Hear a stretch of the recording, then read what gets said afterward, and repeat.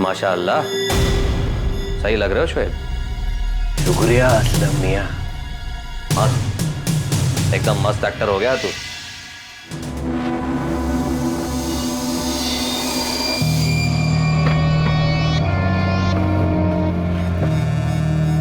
नमस्ते सीमा दीदी। नमस्ते शमशेर।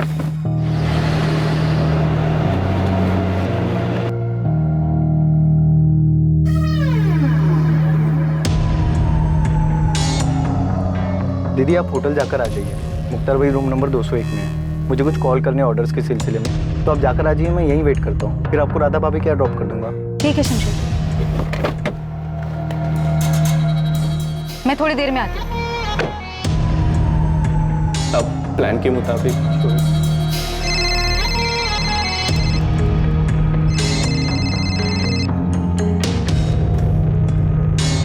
हाँ संतोष। हेलो सीमा, कहाँ पर हो? सब लोग वेट कर रहे हैं तुम्हारा। मैं पहुंच रही हूँ। वो एक सहेली के घर पे कुछ काम था, वो काम खत्म करके बस आ रही हूँ। कहाँ पर हो तुम? हाँ संतोष, मैं आ रही हूँ, रास्ते में ही हूँ मैं तुम।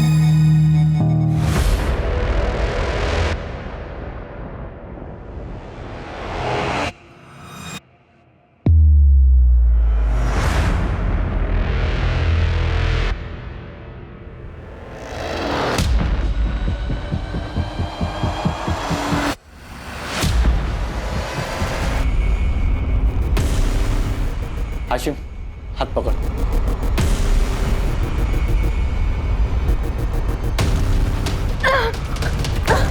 ऐसे ही होते हैं जिम्मेदार। सीमा के सर पर भी जिम्मेदारी का बड़ा बोझ था। सीमा के भी परिवार में ऐसे बहुत से लोग होंगे जो हर चीज के लिए उसे जिम्मेदार ठहराते होंगे। क्या सीमा ने इस बारे में आपसे कोई जिक्र किया था? सीमा मेरी सभा में हमेशा आया करती थी। यहाँ उसे शांति सी मिलती थी, कभी कभी बातें भी किया करती थी। हाँ, कुछ था उसके मन में जो उसे परेशान कर रहा था।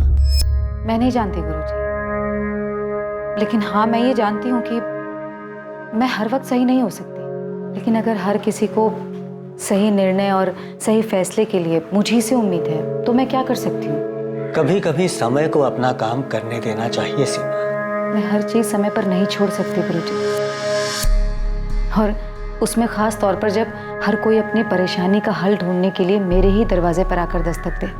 देखो सीमा, तुम सबकी परेशानी या उसके हल के लिए जिम्मेदार नहीं हो। क्या तुम अपने दरवाजे पर आने वाले हर एक इंसान को जवाब देना अनिवार्य समझती हो? या क्या तुम अपनी जिम्मेदारी के बोझ के तले इतनी बुरी तरह दब गई हो कि तुम्हें यह लगता है कि हर इंसान को अपनी परेशानी लेकर तुम्हारे दरवाजे पर दस्तक देने आना चाहिए? मैं श्योर नहीं हूँ गुरुजी, लेकिन शायद हाँ, क्योंकि कहीं ना कहीं मैं अपने परिवार के लिए सही डिसीजन लेते रहना चाहती हूँ। आखिर वो लोग मेरे अपने हैं और उन लोगों को मुझसे बहुत उम्मीद है। अगर तुम शांति चाहती हो तो तुम्हें दूसरों की अशांति से दूर रहना होगा। क्या यह अशांति इतनी बुरी थी कि सीमा को घर से भागना पड़ा? जी, सीमा ऐसी नहीं थी। ये तो साफ तौर पर एक मायाजाल नजर आ रहा है। ऐसा कौन हो सकता है जो उसे मुख्तार सैयद के पास भेज सकता है? वो वहां क्यों जा सकती? किसी जवाब की तलाश में ही गई होगी, ठीक उसी तरह जिस तरह वो यहाँ आई थी। आप सही कह रही हैं। जरूर उसे किसी ने अपने जाल में फंसाया है। सर मैं आपको पहले ही बता चुका हूँ कि 21 मार्च की सुबह को मेरी और सीमा दीदी की फोन पर क्या बात हुई थी। तुम्हारी और वैशाली की शादी से तुम्हारी पहली बीवी फौजिया काफी नाराज है ना? लेकिन सर इस बात का सीमा दीदी से क्या नाता? हमें पता चला है कि सीमा की रजामंदी से तुम दोनों की शादी हुई थी, जिससे फौजिया की जिंदगी बर्बाद हो गई। सर ये बात पूरी तरह से गलत है, बकवास है। मैं वैशाली और फौजिया दोनों का बराबर ख्याल रखता हूँ सर।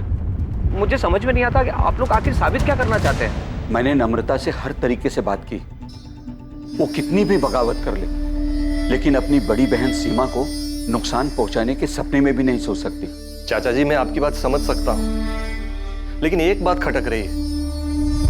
मुख्तार सैयद जैसे आदमी को मिलने के लिए सीमा कैसे जा सकती है, वो भी उसी दिन जिस दिन वो नम्रता को समझाने वाली थी। जरूर किसी ने हमारी सीमा से नम्रता के बारे में बात करने के लिए आने के मौके का फायदा उठाया है।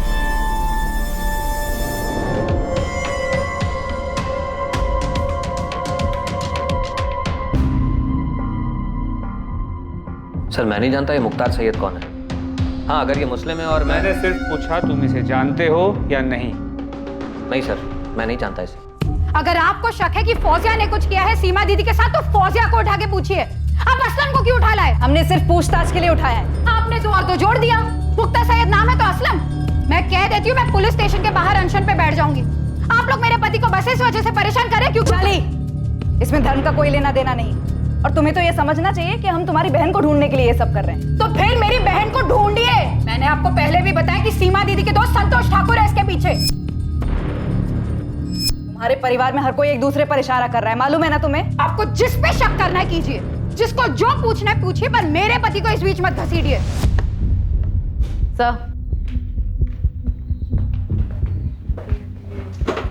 सर ये वैशाली बहुत हंगामा कर रही है, धमकी दे रही है कि अगर हमने असलम को नहीं छोड़ा तो वो बाहर अनशन पर बैठ जाएगी। चोर की दाढ़ी में तिनका। कह नहीं सकते सर, पर ये सिचुएशन मुश्किल हो सकती है। उसने सीमा के हस्बैंड यशवंत को फोन करके बुला लिया है और बाकी लोगों को भी इकट्ठा कर रही है। ठीक है उसे बोलो 10 मिनट में असलम को पूछताछ करके छोड़ते हैं। सर असलम, हम तुम्हें पुलिस स्टेशन क्या ले आए? तुम्हारी बीवी वैशाली ने तो हंगामा मचा दी। क्यों नहीं मचाएगी सर? क्योंकि वो अच्छी तरह जानती है कि मैं सीमा दीदी के कितना करीब था और आप लोग बिना किसी वजह के मुझसे इस तरह पूछताछ कर रहे हैं। और एक तरफ आप कह रहे हैं कि इसके पीछे मेरी पहली बीवी फौजिया का हाथ है। सर आपको लगता है फौजिया इतनी चालाक है कि वो एक जाल बुनेगी और सीमा दीदी उसमें फंस जाएगी? सर ऐसा करने की हिम्मत सिर्फ उसकी हो सकती है जो सीमा दीदी के सबसे करीब हो। तुम्हारा इशारा यशवंत की तरफ या फिर सीमा के बेटे राजेश की तरफ? सर मैं कोई नाम नहीं ले रहा, लेकिन आप खुद सोचिए सीमा दीदी रेड शाइन होटल में एक ऐसे अजनबी इंसान से मिलने जाती है जो कि फर्जी है। मिलने की क्या वजह हो सकती है सर? आप उस वजह को ढूंढिए ना। सर पहली बात तो यह है कि सीमा दीदी किसी पे भरोसा किए बिना उससे मिलने नहीं जा सकती। हर चीज में खुद सोच समझ के वो फैसला लेती थी। ये नम्रता वाले मामले में ही देख लीजिए आप सर। क्या दीदी ने चाचा चाची से उस हिमांशु के बारे में पता करने की कोशिश की कि ये लड़का कौन है, क्या करता है, कहाँ से आया है? नहीं सर, उन्होंने किसी से बात तक नहीं की। तो सीमा फर्जी मुख्तार सैयद से मिलने के लिए होटल रेस्टोरेंट क्यों गई? सर मैं तो बल्लीपुर में था और सीमा दीदी मेरी बात सुनने से रही। अरे आप वैशाली दीदी से पूछो ना, वो तो यहीं रहती है भोपाल में, या फिर राधा भाभी से। क्या ये सब मिलकर कुछ नहीं कर सकते? वैशाली के पति असलम शेख को पूछताछ के बाद पुलिस ने छोड़ दिया और ऐसा ही हुआ मुकेश और उसकी बीवी चंचल के साथ। इनके खिलाफ भी पुलिस को कुछ नहीं मिला।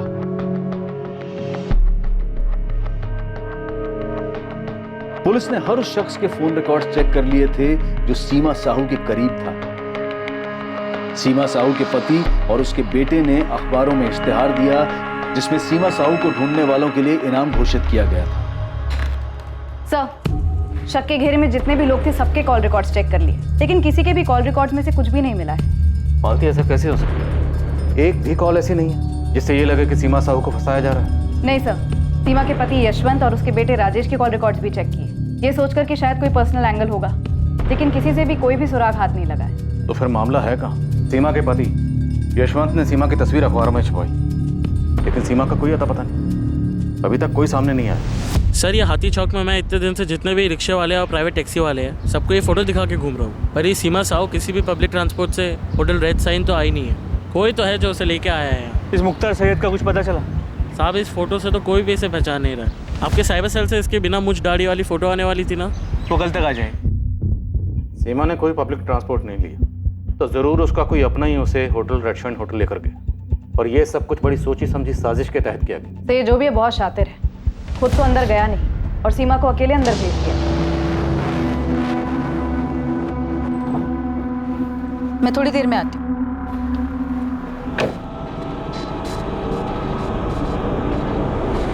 हाथी चौक के आसपास कोई दुकान, एटीएम, कहीं कोई सीसीटीवी नहीं है सर, लेकिन होटल रेड साइन के आसपास नहीं। सीमा जहाँ रहती है राठी कॉलोनी, वहाँ तो नहीं है। तो सीमा के जितने भी करीब है उनमें से किसी की भी मोबाइल लोकेशन सीमा के मोबाइल लोकेशन से मैच नहीं करती। 21 मार्च को सब लोग या तो काम में या कहीं और बिजी थे। और हिमांशु कनौज या नम्रता का आशिक उसकी तो बलीपुरा गाँव ही होगा। जी सर। और असलम शेख? असलम शेख अपने गांव महबूब नगर में ही था, उसका वहीं का लोकेशन आया। जैसा कि हमको पहले लगा था, अब तो ये और भी मुश्किल है कि सीमा को इतने दिनों तक बंदी बनाकर रखा गया हो। लेकिन अगर सीमा के साथ कुछ और भी हुआ तो कहाँ हुआ, कैसे हुआ, किसने किया? सर ये सारे परिवार वाले एक दूसरे की ओर इशारा कर रहे हैं। हो सकता है सीमा से इन सबको कोई ना कोई शिकवा रहा होगा। पॉसिबिलिटी है कि सीमा ने अपने परिवार के अलावा भी किसी और की जिंदगी में भी दखलंदाजी की हुई।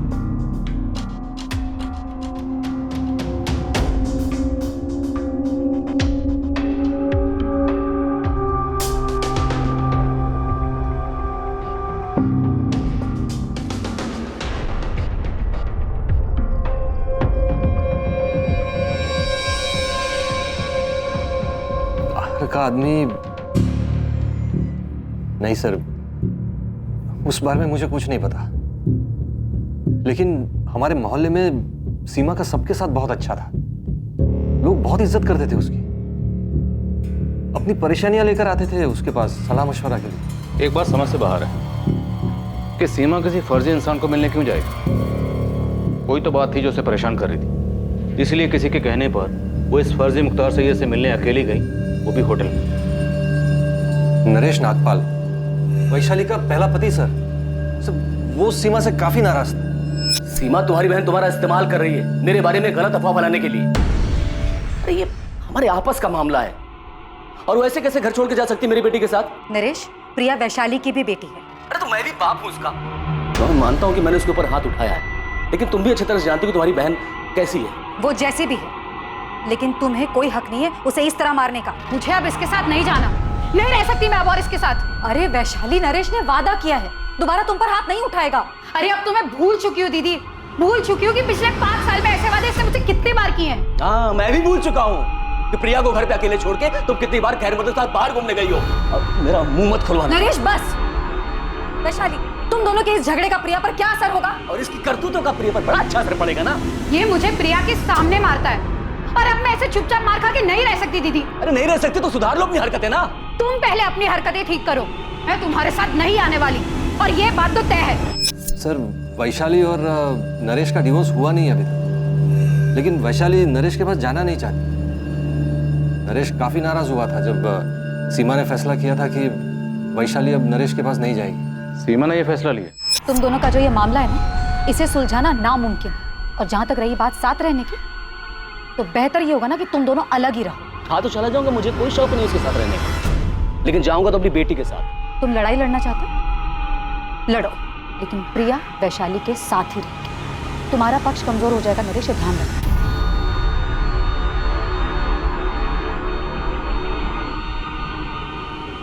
सीमा, मेरी एक बात याद रखना, ये बहुत महंगा पड़ेगा। नरेश नागपाल सर, वही एक इंसान है जिसको मैं जानता हूँ, जिसने सीमा से नाराजगी जताई थी। हाँ सर। इस नरेश नागपाल से तो हम बात करेंगे। आप मुझे ये बताइए कि वो कौन सी बात थी जो सीमा को परेशान कर रही थी, क्योंकि इतना तो तय है कोई ना कोई बात तो थी जिसकी वजह से सीमा किसी के कहने पर उस फर्जी मुख्तार सैयद से मिलने गई। इससे पहले सीमा उस होटल में कभी नहीं गई, हमने चेक किया।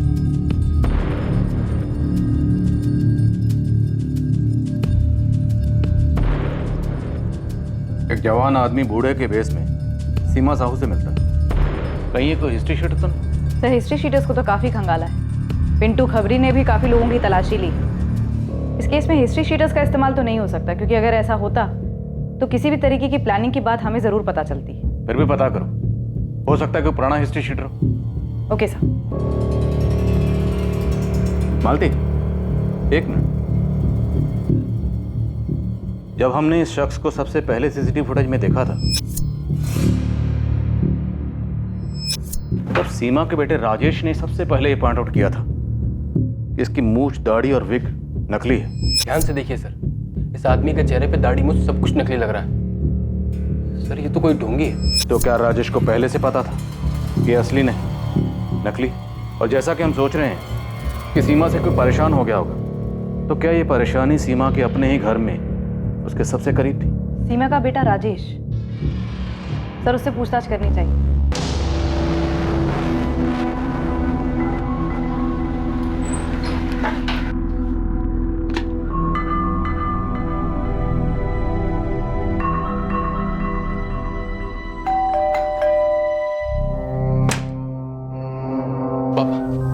मम्मी का कुछ पता चला?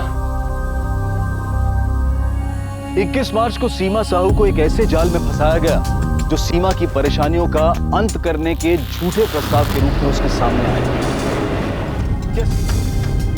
तूने सीमा को धमकी दी थी नरेश कि उसे बहुत महंगा पड़ेगा। अब बहुत महंगा पड़ेगा कहना मतलब ये थोड़ी है कि मैं उसे मार देता। मार देता? मतलब सीमा मर चुकी है? अब आपको जो समझना है आप समझिए। मैं आपसे पहले ही बता चुका हूँ कि मेरा कोई लेना देना नहीं है इस चीज़ से। और दर्द है तो सिर्फ इस बात का कि मैंने अपनी बेटी प्रिया को खो दिया, लेकिन उस चीज़ को भी मैं मन ही मन पी गया। अब सीमा को मार के या उसे गायब करके मैं कौन सा अपने घाव पे मरहम लगा लेता। वो तो खुद ही हताश थी। हताश? क्यों? अब आपको क्या बताऊं साहब, वैशाली ने क्या हरकत की थी।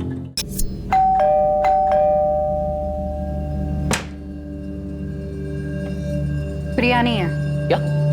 वैशाली, मैंने तुमसे पहले ही कहा था मैं आ रहा हूँ, फिर भी। प्रिया की फ्रेंड की बर्थडे पार्टी है, कल ही पता चला था। ठीक है, मैं यही वेट करता हूँ। बाहर ही वेट कर लो, आए तो मिल लेना। एक मिनट, आप कौन होते हमारे बीच में बोलने वाले? मैं। वो मेरे पति हैं। होशंगाबाद के जिस मोहल्ले में हम रहते थे, वहाँ आए दिन खबर मिलती थी, आज वैशाली इसके साथ देखी गई, आज वैशाली उसके साथ देखी गई, और मुझे छोड़कर वो भी गई कहाँ? असलम के साथ, जो खुद शादीशुदा था। इन दोनों की शादी हुई भी थी कि नहीं किसे पता। यही बात पूछने मैं सीमा के पास गया था कि तुमने इसीलिए सपोर्ट किया था अपनी बहन का कि वो मुझसे अलग हो सके, या फिर मेरी बेटी को मुझसे अलग कर दे। देखो नरेश, वैशाली असलम के साथ खुश है और असलम हमारे परिवार के लिए बहुत कुछ करता है।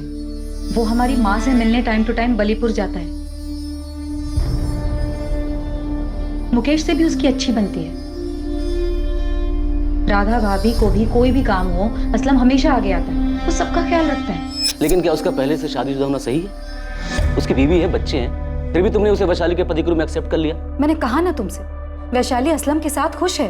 उसने पहले मेरी जिंदगी उजाड़ी और तुमने उजाड़ने दी। अब वो असलम की जिंदगी उजाड़ रही है और तुम कुछ नहीं बोल रही। तो पता है तुम कितनी गलत हो। जिस आदमी को तुम अपने परिवार का हिस्सा बता रही हो ना, मेरा शौहर है वो। अरे तुम लोगों ने मिलकर मेरी जिंदगी बर्बाद कर दी। फौजिया, पहले शांत हो जा। और असलम से ना मैंने नहीं कहा था जाकर वैशाली से प्यार मोहब्बत करे, ठीक है? असलम मेरा शौहर है, मेरे बच्चे का बाप, और आप लोगों ने मिलकर मेरी जिंदगी बर्बाद करने की ना साजिश की है। बद्दुआ देती हूँ आप लोगों को, जैसे मेरी जिंदगी बर्बाद हुई है ना सीमा, एक दिन तुम्हारी भी जिंदगी ऐसे ही बर्बाद होगी, देख लेना तुम। देखो नरेश, मैंने ना तुम्हारा घर उजाड़ा है और ना ही असलम का। कभी वैशाली से मैंने ये नहीं कहा कि वो तुम्हें छोड़ दे, और ना ही कभी मैंने ये कहा है उससे कि वो जाकर असलम के साथ रहे। सीमा, याद रखना, जुर्म करने वाले का साथ देने वाला भी उतना ही बड़ा गुनहगार होता है। नरेश, बस बहुत हुआ। तुम एक काम करो, जाकर वैशाली से अपनी प्रॉब्लम सुलझाओ। अरे थक गई तुम लोग की बातें सुन सुनकर। अच्छा, ये बात तुम्हें पहले सोचनी चाहिए थी। ये मेरे और वैशाली के बीच का मामला है और हमारे बीच में हमारी बेटी थी। सीमा, तुम्हें हमारे मामले में दखल देना ही नहीं चाहिए था। सर, अब सीमा को मार के या उसे गायब करके मेरी बिखरी जिंदगी तो वापस नहीं मिलने वाली ना। सीमा को दूसरों की जिंदगी में दखल देने की और बिना जरूरत के फैसला लेने की आदत थी। अब उसकी इस बात पे कोई खफा हो गया होगा, किसी को इतना गुस्सा आया होगा कि, लेकिन साहब मैं वो आदमी नहीं। ये तुम क्या कर रहे हो मुकेश? हर महीने राधा भाभी को जो पैसे भेजते हैं वही भेज रहा हूँ। और नहीं भेजोगे तो क्या वो मर जाएंगी? अरे लेकिन चंचल, हम हर महीने उनको देते हैं। हर महीने जबरदस्ती भेजते थे सीमा दीदी के कहने पर, और अब तो सीमा दीदी नहीं है। कब वक्त कल आएगी मुकेश, पैसे भेजने की कोई जरूरत नहीं है। फोन ही मत उठाओ राधा भाभी का, वो खुद ही समझ जाएंगी। मुकेश अब फोन ही नहीं उठा रहा है वैशाली। मैं मुकेश से बात करती हूँ। ये सीमा ऐसे कहाँ चली गई? मुझे क्या पता भाभी, मुझे थोड़ी बोल कर गई वो। मैं भी तो यही थी ना आप लोगों के साथ।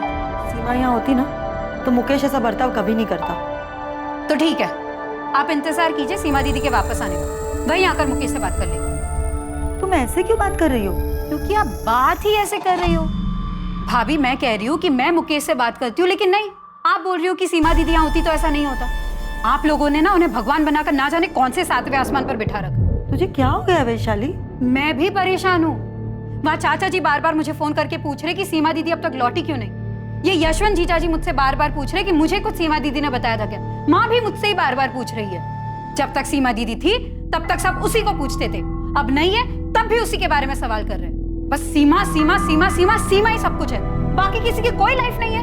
वैशाली, तेरा कुछ झगड़ा हुआ है क्या असलम के साथ? बड़ी जल्दी अकल आ गई तुझे? खाना खाने देगी चैन से मुझे? क्यों? उस कमीनी ने भी चैन से खाने नहीं दिया? अगर वो कमीनी है ना, अपनी शक्ल देख ले शीशे में जाके। वो तूने कहावत सुनी है, आसमान से गिरे खजूर पे अटके वैसी हालत हो गई मेरी। खजूर पे नहीं अटका तू, बवंडर में फंसा है। वैसे तूने सब किया किसके लिए? हाँ, उस सीमा के भाई मुकेश और उसकी पत्नी चंचल के लिए, या सीमा के बेटे राजेश के लिए, या जिस खजूर पे अटका हुआ ना उस वैशाली के लिए? दिशा मिश्रा नाम है लड़की का, आपके बेटे राजेश के साथ कॉलेज में पढ़ती है। मैंने खुद राजेश से साफ साफ पूछा कि उसने कुछ किया है क्या। तो हमें भी आकर बता देती कि राजेश की माँ सीमा को तुम्हारा और राजेश का मिलना जुलना पसंद नहीं है। हाँ, लेकिन मुझे नहीं पता था कि उस वजह से राजेश ने कुछ किया होगा। मैंने तो उससे ऐसे ही पूछ लिया था। यशवंत, इतनी बड़ी बात, ऐसा तो हो ही नहीं सकता कि आपको पता ही ना हो कि आपके बेटे राजेश की इस दिशा को लेके अपनी माँ से लड़ाई चल रही थी। राजेश, पुलिस मुझसे बार बार पूछ रही थी कि तुम्हारी मम्मी किस बात को लेकर परेशान है। मैंने कुछ बताया नहीं उन्हें। पापा? राजेश, सच सच बता दो, सच जानना है मुझे। सर, राजेश अपनी मम्मी के साथ ऐसा कुछ नहीं कर सकता। सर, मैंने पूछा था उसे, उसने बताया मुझे उसने ऐसा कुछ नहीं किया है। अब यही बात हमें आपके बेटे से पूछने दी, लेकिन ये दिशा मिश्रा वाली बात आपको खुद हमें बहुत पहले बतानी चाहिए। अब साफ साफ बताइए, क्या आपकी पत्नी सीमा की परेशानी की वजह यही थी?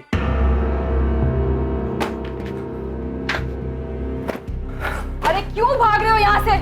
बताना पड़ेगा तुम्हें। असलम, क्या किया तुमने? किसके कहने पे किया है? फौजिया, तुम पहले फरीद को लेकर आओ, हमारे पास बहुत वक्त है, आराम से बात कर लेंगे बाद में। तुम अभी लेके आओ पहले उसे। जाओ तुम। हाँ, थी अनबन राजेश और उसकी मम्मी के बीच दिशा को लेकर, लेकिन राजेश, सर राजेश ऐसा कुछ नहीं कर सकता। सर, राजेश जो भी है अपनी मम्मी से, हमें शुरू से यही शक कि सीमा का कोई करीबी ही उसे उस फर्जी मुख्तार सैयद से मिलवाने के लिए होटल रेड शाइन लेकर गया। यशवंत, क्या वो अपने बेटे राजेश के लिए वहां गई? सर, मुझे नहीं पता सीमा क्यों गई थी, लेकिन हाँ सर, वो राजेश को लेकर परेशान थी। मुझे अपनी जिंदगी में क्या करना है ये मैं खुद डिसाइड कर सकता हूँ। राजेश, अपनी आवाज नीचे करो। तो आपको अपनी आवाज उठा लेनी चाहिए थी। राजेश, तुम बस करो मम्मी, बहुत हो गया। यहाँ सब आपके गुलाम नहीं है। तेरा ना दिमाग खराब हो गया है। अरे अभी तू फर्स्ट ईयर में, पूरी जिंदगी पड़ी है तेरी। इस तरह लड़की के पीछे ना अभी पागल मत बन तू, समझा? तेरी मम्मी कौन सा तुझे उस लड़के के साथ दोस्ती तोड़ने को बोल रही है? क्या नाटक लगा रखा है? अब भी कभी शादी करनी है? 18 साल के हो तुम लोग। उस लड़के के माँ बाप क्या तुझे? उसके माँ बाप मम्मी की तरह नहीं है, जिन्हें लगता है कि सिर्फ वो ही सबकी जिंदगी के फैसले ले सकती है।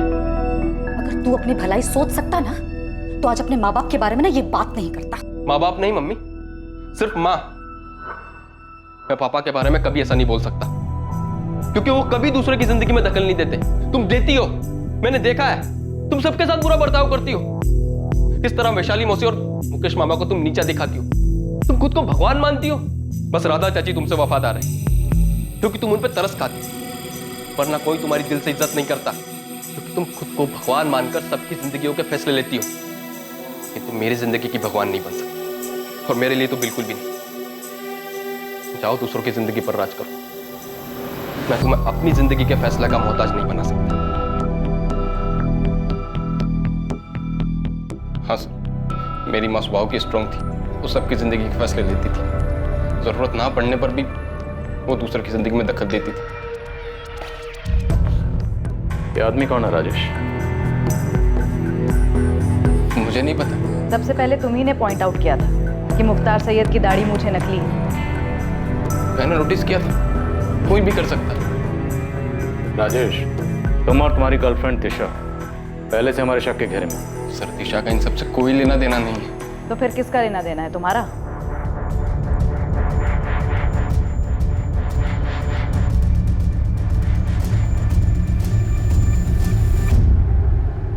राजेश, राजेश ने किया ये?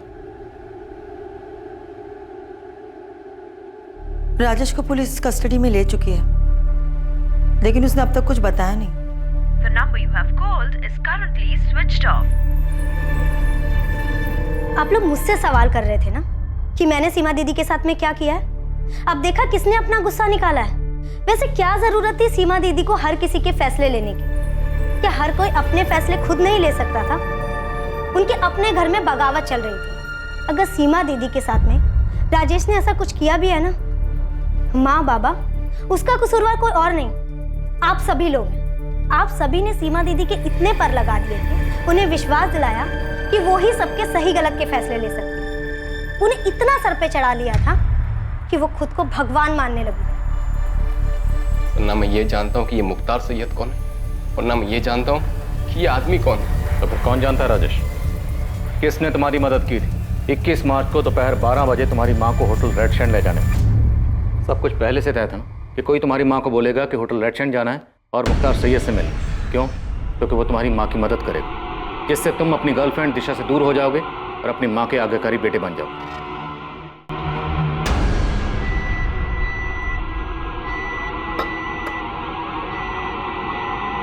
ये जो बुरी ताकतें हैं सीमा, हमें उन पर काबू पाना है। जो तुम्हारे मंसूबे पर बुरी नजर डाल रहे हैं, उन बुरी नजरों को हमें दूर करना है। लो,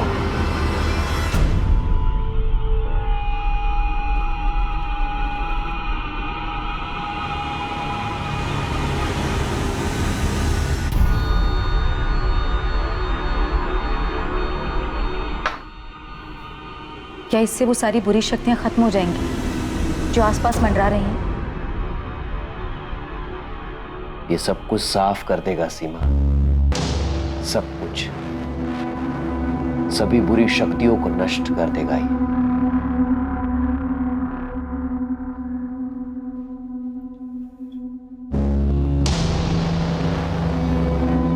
ये तावीज मैं अपने बेटे को दूंगी ना, तो वो इसे कभी नहीं पहनेगा। वो मुझसे नाराज है, वो मेरी बात नहीं मानेगा। उसे लगता है कि मैं उसकी दुश्मन हूं। ये उसे पहनने के लिए मत बोलना, उसके बैग में एक छोटा सा पॉकेट बनाकर उसमें रख देना। ये अपना काम करना शुरू कर देगा और धीरे धीरे वो संभल जाएगा। मेरी किसी ने मदद नहीं की सर, किसी ने भी नहीं। हाँ, मैं बात नहीं कर रहा था मम्मी से, नाराज था मैं उनसे, लेकिन मैंने नहीं मारा उनको। मारा? मतलब हमारा शक सही था? उनकी मौत हो चुकी? सर, वो अब उससे ज्यादा हो गए। मम्मी खुद से घर से जाने वालों में से नहीं है। क्यों जाती वो? इतना पावर था उनके पास, सब उनके इशारों पे चलते थे। राजेश, तुम्हारी माँ तुम्हारे परिवार की ताकत थी, जो दूसरों के दुख दर्द में उनका साथ देती थी, दूसरों की मुश्किलों को हल करती थी, दूसरों के फैसले लेती थी। हाँ, हो सकता है कुछ फैसले उन्होंने गलत लिए, और इससे किसी को उनको मारने का हक नहीं मिल जाता। मैंने नहीं मारा अपनी मम्मी को, नहीं मारा है मैंने।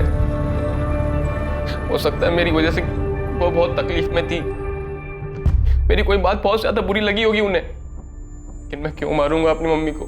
21 मार्च को होटल रेड शाइन कौन ले गया था उन्हें? घर का ही कोई आदमी था जो तुम्हारी मदद कर रहा था। 21 मार्च को सुबह 8 बजे असलम शेख ने फोन किया था तुम्हारी मम्मी को। तुमने 21 मार्च की सुबह सीमा से बात की, जिस दिन वो लापता हुई। जी जी जी, बात की थी हमने। राजेश, क्या वो आदमी असलम शेख था? मुझे नहीं पता, मैंने नहीं मारा अपनी मम्मी को sir. I really miss her.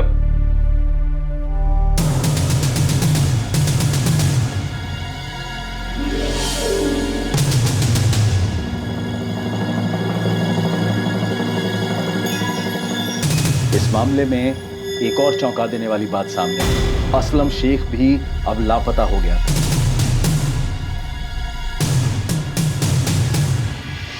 मैं खुद असलम को फोन लगा रही हूँ, कल से उसका फोन बंद आ रहा है। कहाँ भाग गया वो?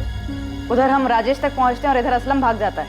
मुझे भी नहीं पता, मैं खुद उस तक पहुँचने की कोशिश कर रही हूँ। उसका छोटा भाई शमशेर भी नहीं जानता कि असलम चला कहाँ गया।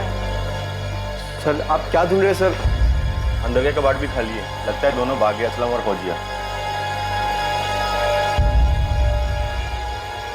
कहाँ गए दोनों? सर नहीं पता सर, महबूब नगर में अम्मी अब्बू को भी फोन किया था सर, वहाँ पे भी नहीं है। देख, इतना तो साफ है कि ये सब कुछ असलम का किया था।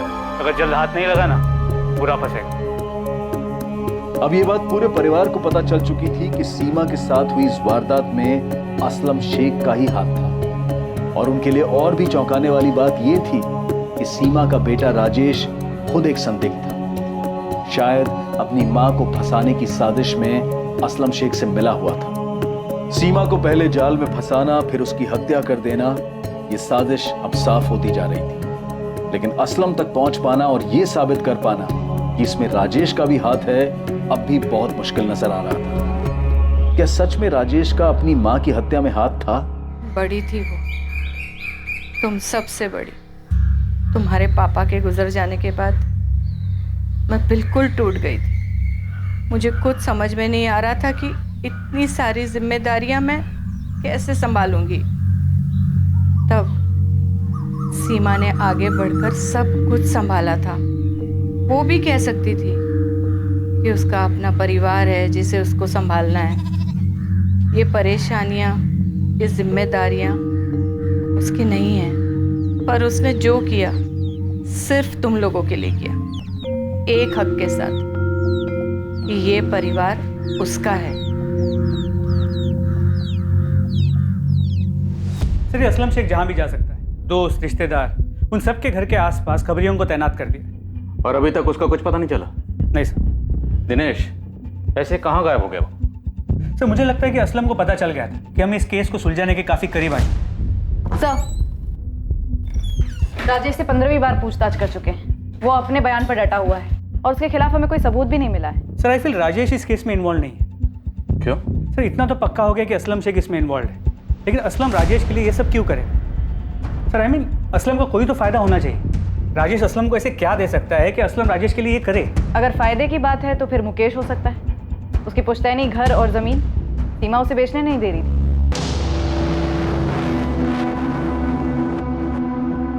अब इस मुकेश को और कितना तोड़े के सच बोल दो। यहाँ तो जितने भी लोग हमारे शक के दायरे में हैं, सब के सब इतने कॉन्फिडेंट हैं कि इनकी हरकत कभी पकड़ी नहीं जाएगी। मुझे लगता है हमें असलम तक पहुँचना होगा। एक असलम ही है जो हमें मकसद और मास्टरमाइंड के बारे में बता सकता है। पिंटू है। हाँ पिंटू बोल।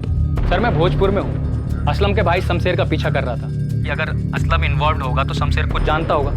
साहब खजाना हाथ लगाए। क्या हाथ लगाए? मुख्तार सैयद साहब, वो फर्जी आदमी शमशेर का दोस्त निकला। यहाँ पर है, शोएब मिर्जा नाम है उसका। आप जल्दी पहुँचे। एक तरफ पुलिस शोएब मिर्जा को उठाने निकली जो मुख्तार सैयद होने का ढोंग रचा रहा था,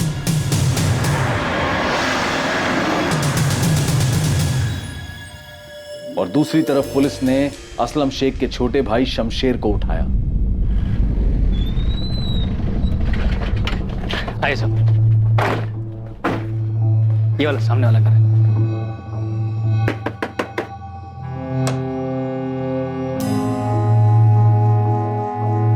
सही निशाना लगा है पिंटू, यही अपना आदमी है। चल ले चलो इसे। सर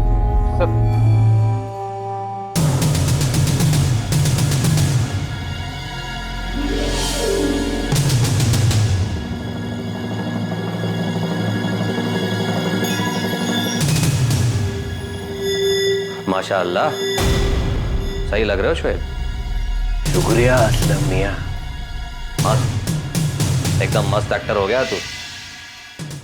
हाथ तोड़ो या पैर तोड़ो शमशेर। कुछ मत कीजिए साहब, मैं सब बताता हूँ साहब। मैंने सिर्फ असलम भाई की मदद की। इस मदद की कोई खास वजह? वजह नहीं पता साहब, लेकिन असलम भाई सीमा दीदी को मारना चाहते थे और सारा प्लान भी असलम भाई ने बनाया और सब कुछ उन्होंने सेट किया साहब। और असलम भाई ने जो जो कहा हमने वही किया साहब। बिल्कुल सही इलाज लेके आया हूँ राजेश के लिए। मैं भी इनमें मानता हूँ, बहुत अच्छे से मानता हूँ। मुझे यकीन है राजेश एक दिन सही रास्ते पे आ जाएगा। अच्छा तो कब मिल सकती हूँ मैं मुख्तार भाई से? आप आज ही मिल लीजिए। देखिए मैं तो गांव जा रहा हूँ, शमशेर आपको मिल जाएगा, वो आपको पहुंचा देगा। और मुख्तार भाई होटल रेड शाइन में आने वाले हैं लोगों से मिलने के लिए, आप भी चले जाइए। ठीक है। शमशेर जी 12 बजे पहुंच जाना, सीमा दीदी को बोला है। और गाड़ी कॉलोनी के कॉर्नर पे खड़ी कर देना। किसी भी कीमत पर होटल के अंदर मत जाना, सीसीटीवी कैमरे लगे हैं। उनको कुछ भी बोलना, कहना इंपॉर्टेंट फोन कॉल्स हैं मेरे। ठीक है भाई। जा तैयारी कर।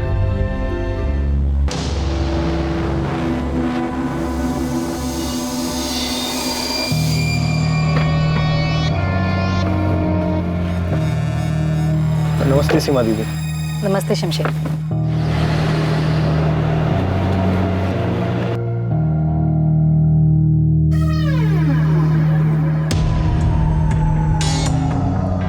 दीदी आप होटल जाकर आ जाइए, मुख्तार भाई रूम नंबर 201 में है। मुझे कुछ कॉल करने ऑर्डर्स के सिलसिले में, तो आप जाकर आ जाइए, मैं यहीं वेट करता हूँ। फिर आपको राधा भाभी क्या ड्रॉप कर दूंगा। ठीक है शमशेर, मैं थोड़ी देर में आती हूँ। अब प्लान के मुताबिक शोएब जो मुख्तार बन के गया था, उसने बेहोशी की दवा पानी में मिला के सीमा दीदी को पिला दी। फिर सीमा दीदी जब गाड़ी में आके बैठी तो उनको तभी से नींद आने लग गई।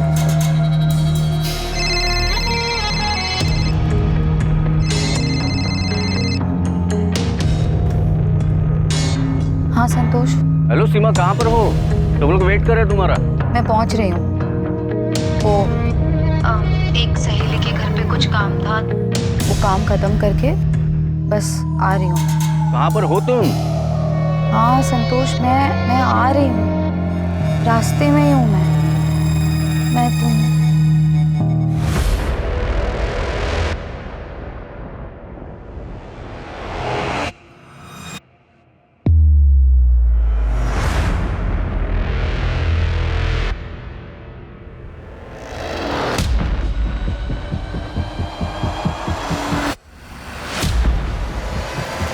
और फिर कहाँ ले जाके मारा?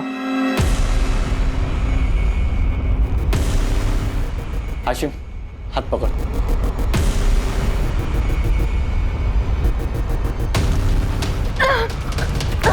बॉडी कहाँ है शमशेर? साहब दुकान के अंदर वाले कमरे में। और जब रात में असलम भाई आए तो हमने क्या? हमने सीमा दीदी की बॉडी दीवार में चुनवा दी साहब।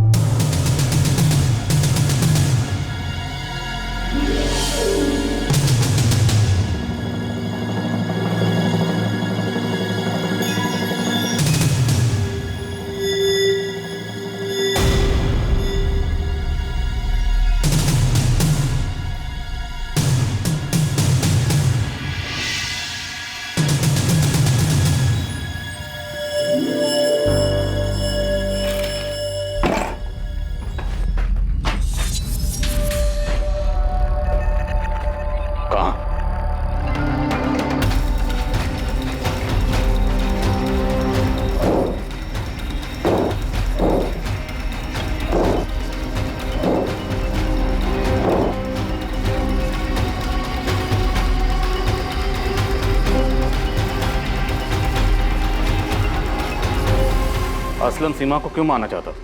नहीं पता साहब। तुमने बस उसकी मदद की है ना? वो मेरा भाई है साहब। लेकिन किस लिए? किसके साथ मिलकर इतनी बड़ी प्लानिंग की थी सीमा को मारने की? कारण कौन था?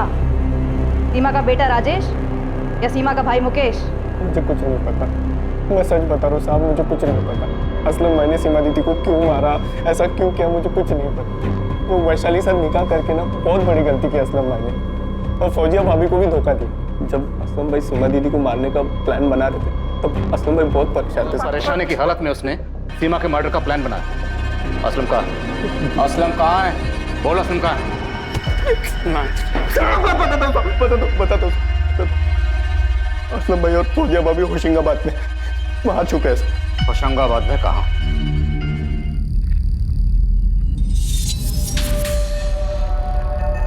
सीमा की बॉडी बुरी तरह से डिकम्पोज हो चुकी है। हमें डीएनए मैच करने के लिए टेस्ट करने होंगे। आपके बेटे राजेश और सीमा के दोनों भाई हैं, मुकेश और वैशाली के साथ।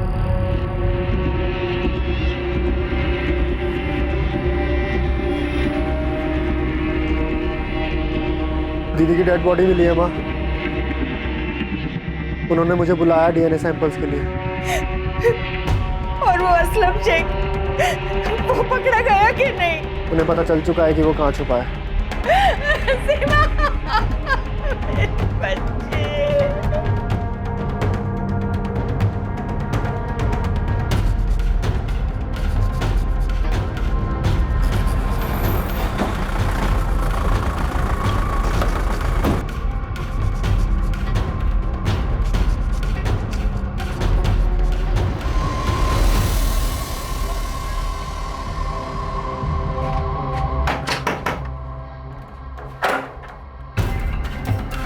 फौजिया, असलम को बाहर बुला, और अगर उसने पीछे से भागने की कोशिश की तो वहां भी हमारे लोग खड़े हैं। हम गोली चलाने से हिचकिचाएंगे नहीं। तेरे छोटे भाई शमशेर को हमने तोड़ा, तेरी दुकान पे काम करने वाले हाशिम को भी तोड़ा, और तेरे उस मुख्तार सैयद उर्फ शोएब मिर्जा को भी। अब तेरी बारी। और इस बार तेरी बीवी वैशाली को यहाँ आके जितना चिल्लाना है चिल्लाने बोल, तेरी चीखें उससे ज्यादा जोर से निकलेंगी। अब तो सबसे पहले उसे घसीट कर लाइए सर, उसको लगाइए 2-4 थप्पड़ और उसकी ऊंची आवाज को चीखों में बदल दीजिए सर। वैशाली, ये सब तेरा और वैशाली का किया हुआ है? सर मैंने किया नहीं, वैशाली ने मुझसे करवाया। जीना आराम कर दिया था उसने मेरा। शमशेर सही कहता था कि वैशाली से निकाह करके मैंने अपनी जिंदगी जहन्नुम बना ली। वही मारनी चाहती थी अपनी बड़ी बहन सीमा को, उसी ने मुझसे ये सब करवाया। तू मुझे धमकी दे रही है वैशाली? मुझे? शादी हमने दुनिया को दिखाने के लिए भले ही माला डाल के कर ली असलम, पर कोई मैरिज सर्टिफिकेट नहीं है ये बात प्रूफ करने के लिए। और पुलिस के पास गई ना तो तेरे पे रेप का चार्ज लगवाऊंगी। किसी जलील औरत है तू, अपनी बहन को मरवाने की बात कर रही है, होश में तो है? और मैं तेरी बात ना मानूं तो मुझे रेप केस में फंसवाएगी? तेरा दिमाग तो नहीं खराब हो गया? अरे सुन, अगर सीमा मर जाती है तो मैं मुकेश और चंचल से जमीन और खेत बिकवाऊंगी, काफी पैसे मिलेंगे, और किसका कितना हिस्सा होगा ये मैं फैसला करूंगी। तुझे भी पैसे मिलेंगे। कोई पैसा वैसा नहीं, मैं नहीं करूंगा ये मर्डर, समझी ना तू? ठीक है तो जा रेप चार्ज में अंदर। ऐसा हंगामा करूंगी, ऐसा हंगामा करूंगी कि मैं तुझे छोड़ के चला जाऊंगा अभी के अभी। ये मर्डर करना है खुद करे, किसी और से करवा, भाड़ में जाओ। मर्डर करेगा तू असलम, कोई और नहीं। तुझे कोई नुकसान नहीं होगा, वरना मैं तुझे पूरा बर्बाद कर दूंगी। दिमाग खराब हो गया था मेरा, उसने जीना हराम कर दिया था मेरा। रोज धमकी, ये चार्ज लगवा दूंगी, वो चार्ज लगवा दूंगी। मेरे पास कोई रास्ता ही नहीं छोड़ा उसने सर, मजबूरी में मुझे ये सब करना पड़ा। राजेश को लेके काफी परेशान है दीदी, टूट सी गई है। राजेश का किसी दिशा के साथ कुछ चल रहा है, बगावत पे उतर है। मुझे करना क्या होगा? दीदी तुझे मानती है, इतना तो मैंने तुझे मेरे घर में घुसा ही दिया है। बस एक ऐसे इंसान का इंतजाम कर जो दीदी को छुटकारा देगा, अपने बेटे राजेश पे मंडरा रहे इस बगावत के साए से, कोई भरोसे वाला आदमी। बाकी मैंने तुझे बता ही दिया है कि क्या करना है। मेरे दिमाग ने काम करना बंद कर दिया था सर, उसके कहने पर मैंने सीमा को मार दिया। मैं जानता था मेरे इस गुनाह की सजा मुझे भुगतनी पड़ेगी। मुझसे बर्दाश्त नहीं हुआ और मैं वहां से भाग गया, क्योंकि मैं वैशाली के साथ एक पल भी नहीं जी सकता। उसने मुझसे उस औरत का कत्ल करवा दिया जिसमें जिंदगी में मेरा कुछ भी नहीं बिखरा था, कुछ भी। पुलिस मुकेश के पीछे, संतोष के पीछे, फिर राजेश के पीछे, सबके पीछे दौड़ते रहे, पर तुझ तक कभी नहीं आएगी असलम। देखा ना, तुझे पुलिस स्टेशन बुलाया था तो मैंने कैसा हंगामा किया। क्या हासिल हुआ? क्या हासिल हुआ सीमा को मारकर? वो सब कुछ जो उसके रहते नहीं मिलता असलम, सब कुछ। आजा बेटा प्रिया, तेरे कपड़े अंदर हैं, जाकर चेंज कर ले। मेरे कपड़े इधर है तो मम्मी किधर है? मम्मी वो भी थोड़ी देर में आ जाएगी प्रिया। अब हाँ, तुम जाकर चेंज कर लो। हाँ बेटा। इसको बताया नहीं है कि वैशाली बुआ को अरेस्ट किया है? पता नहीं, इसे कैसे बताएंगे? बताना तो पड़ेगा अम्मा। सर असलम झूठ बोल रहा होगा, वो वैशाली को फंसा रहा है। वो नहीं अश्विन, वैशाली हमारे साथ चुपचाप चली है और अभी उसके साथ पूछताछ चल रही है, और ऐसा बिल्कुल भी नहीं लग रहा कि वैशाली को फंसाया जा रहा है। जलन, पैसा, खेत और गांव वाले घर से पैसा, सिर्फ इतना सा कारण था तुम्हारे पास? तुम्हें क्या लगा था कि हम सच्चाई तक कभी नहीं पहुंच पाएंगे, सीमा की बॉडी तक नहीं पहुंच पाएंगे? ये बेवकूफ असलम भागता नहीं तो कैसे पहुंचते आप? तो असलम बेवकूफ निकला और तुम शातिर थी, और तुम सिर्फ शातिर थी जुर्म करने के लिए, और शायद घर में तुम्हें कोई पूछता भी नहीं था। इसी बात का तुम्हें गुस्सा था, खेत था, शिकवा था, है ना? हाँ था। तो सीमा को मार के अब सब तुम्हें उसका दर्जा देने लगेंगे, नहीं? दे या ना दे, उसका हुक्म चलना तो बंद हो गया ना, उसका भगवान बनना तो बंद हो गया ना। अब कोई उससे हर बात नहीं पूछेगा। बस इतनी सी प्रॉब्लम थी तुम्हें कि सीमा को सब मानते थे, तुम्हें कोई नहीं पूछता था? इतनी सी नहीं, बहुत ज्यादा प्रॉब्लम थी। मैं उससे सिर्फ 3 साल छोटी थी, कोई बच्ची नहीं हूं मैं।